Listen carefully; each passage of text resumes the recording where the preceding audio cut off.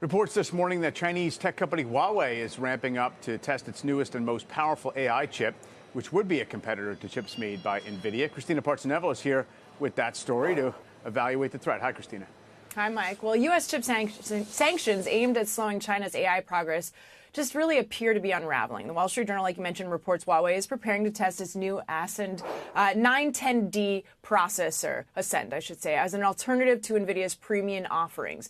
But despite being blacklisted since 2019 and losing access to critical chips, Huawei really has innovated through this system-level design. So not necessarily the most advanced chips individually, but once they're layered on top of each other, they're much stronger. And according to SemiAnalysis, their solutions now outperform NVIDIA in several key metrics. Wall Street has definitely taken notice of this shift, with analysts reducing NVIDIA forecasts due to China revenue concerns.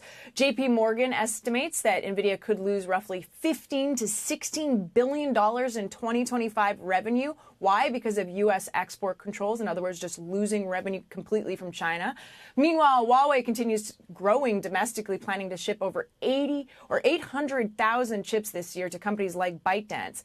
NVIDIA shares are facing pressure, though. This is likely more connected today to Chinese AI model DeepSeek's version 2, which is expected to be released earlier this week. You can see shares down over 2%.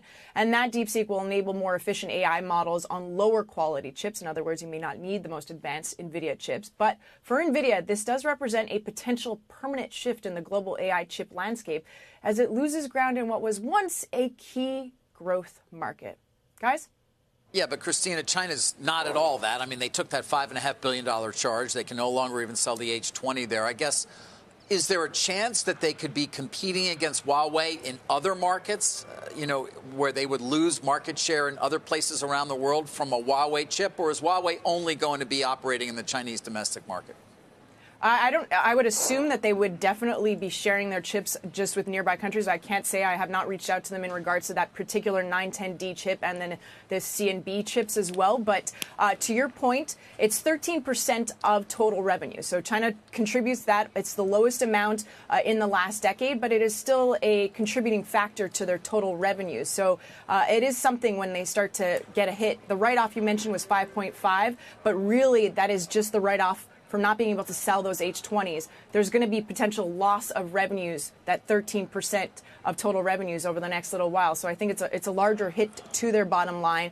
And if the quality is better, why wouldn't Huawei continue to ship to other countries that still maintains good relationships with China? Aren't there reports that they might actually spare the H20 from the export controls? Is that real, or have you heard anything about that?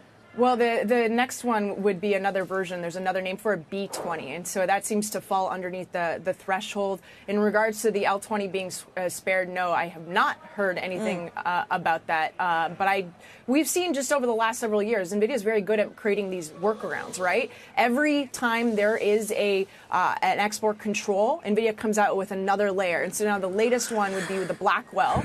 And there are some mixed. I've seen some say it's not going to hit that threshold. Others are saying, yeah, they're going to get blocked.